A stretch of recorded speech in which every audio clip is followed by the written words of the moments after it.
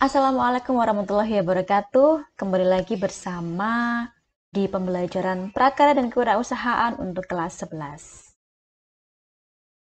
Ini adalah bukan peta konsep ya, tapi kemarin kan di peta konsep itu ada 5 topik dalam satu semester ya. Nah, di bagian A kemarin adalah perencanaan usaha makanan khas daerah. Nah, dalam sub bagian A ini, perencanaan usaha makanan khas daerah itu dibagi menjadi 1, 2, 3 sub pembahasan. Pembahasan yang pertama mengenai ide dan peluang usaha, bagian A, B, C sudah dibahas di video sebelumnya. Dan sekarang kita akan membahas mengenai bagian D, yaitu pemetaan peluang usaha. Bagian 2 dan 3 akan dibahas di video berikutnya. Jadi, happy watching. Terdapat beberapa cara atau metode dalam melakukan pemetaan potensi usaha, baik secara kuantitatif maupun kualitatif. Di antaranya adalah dengan menggunakan analisa SWOT. Nah, analisis SWOT ini dilakukan dengan mewawancarai pedagang dengan menggunakan kuesioner. Hal-hal yang perlu diwawancarai seperti aspek sosial, ekonomi, dan teknik pembuatan bahan pangan untuk mengidentifikasi faktor internal dan eksternal yang mempengaruhi keberhasilan usaha.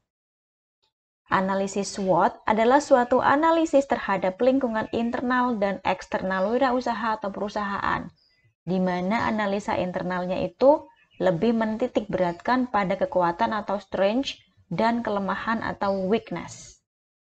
Sedangkan analisa eksternal untuk menggali dan mengidentifikasi semua gejala peluang atau opportunity yang ada dan yang akan datang serta ancaman atau threat dari adanya atau kemungkinan adanya pesaing atau bisa juga calon pesaing. Contoh studi kasus analisis SWOT untuk usaha pembuatan rendang. Jadi ini suatu contoh ya, biar kita bisa langsung praktek gimana sih menganalisis SWOT pada suatu usaha. Kita mulai dari analisis bagian internal kekuatan atau strength. Nah, rendang merupakan salah satu jenis makanan yang disukai oleh seluruh lapisan masyarakat Indonesia. Ini suatu fakta yang merupakan kekuatan ataupun strength dari usaha tersebut. Kalau makanan itu banyak yang suka, otomatis kekuatan untuk dibeli juga semakin besar. Jadi ini masuk di kekuatan. Kekuatan berikutnya, harga jualnya bersaing. Kemudian bahan-bahan untuk pembuatan rendang juga mudah diperoleh. Nah, hal yang perlu dilakukan setelah analisis adalah yang pertama, terus mempertahankan kualitas rasa. Jangan sampai berubah. Karena kan Indonesia udah suka banget sama rendang ya, jadi jangan sampai rasanya itu berubah. Kemudian yang kedua, usahakan terus mempertahankan harga. Jangan sampai semakin mahal. Dan yang ketiga, semakin menonjolkan keunggulan rendang yang akan dipasarkan. Tidak menggunakan bahan pengawet dan dijamin sehat. Nah, berikutnya, yang namanya usaha kan juga pasti ada weakness atau kelemahan ya. Kita coba analisis kelemahan-kelemahan apa aja yang mungkin dimiliki oleh bisnis rendang. Harga bahan-bahan seringkali nggak stabil. Daging sapi seringkali dicampur dengan jenis daging lain. Nah, hal yang perlu dilakukan setelah analisis, tonjolkan pada bentuk dan rasa, sehingga walaupun porsinya nggak besar, tapi karena harganya murah, maka akan tetap memiliki daya tarik bagi pembeli.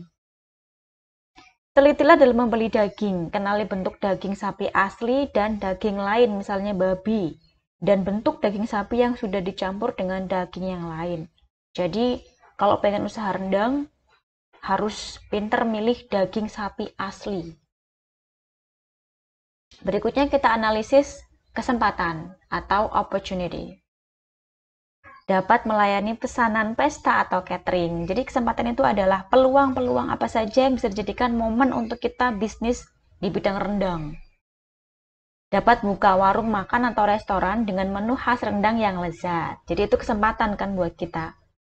Kemudian hal yang dapat dilakukan setelah analisis. Menyiapkan dan mulai menawarkan rendang pada pelanggan yang membutuhkan, baik untuk pesta, event tertentu, maupun untuk makanan sehari-hari. Mulailah membuat rencana pemasaran rendang dari rumah ke rumah atau melalui jasa online. mulai membuat rencana untuk membuka warung atau rumah makan yang membuat menu rendang. Ada kesempatan dan kita bisa melakukan suatu strategi berdasarkan kesempatan tersebut. Nah, yang ketiga, adalah analisis ancaman atau threat. Semakin banyak pesaing muncul bila rendang buatan kita disukai konsumen. Kemungkinan harga pesaing lebih murah daripada harga yang kita tawarkan. Jadi kalau ada harga pesaing yang murah itu juga merupakan ancaman ya buat kita. Hal yang dapat dilakukan setelah analisis, menjaga kualitas rendang yang kita buat sehingga pelanggan tetap akan datang ke tempat usaha kita dan nggak akan berpaling dengan usaha makanan rendang yang lain. Jangan terlalu cepat menaikkan harga jual ketika harga bahan baku atau daging sedang naik di pasaran. Kita tetap dapat menggunakan harga lama dengan kualitas rasa yang tetap, namun dengan porsi yang lebih diperkecil. Jadi guys, kalau ada pesaing yang harganya lebih murah, kita harus waspada. Jangan sampai bahan baku naik, terus harga itu kita naikkan juga. Daripada menaikkan harga, lebih baik kita mengurangi porsi dan tetap menjaga kualitas. Nah, data tersebut setelah dianalisis melakukan metode SWOT menunjukkan bahwa usaha pembuatan rendang memiliki peluang yang lebih besar dibandingkan dengan ancaman. Strategi yang dapat diterapkan yaitu sebagai berikut. Yang pertama adalah memanfaatkan sumber daya manusia secara optimal untuk meningkatkan kualitas masakan, sehingga memenuhi kebutuhan dan selera pembeli. Yang kedua adalah meningkatkan kualitas rasa dan tampilan pengemasan. Nah, sekarang kita ke tugas 2 ya. Ini langsung kita eksekusi aja.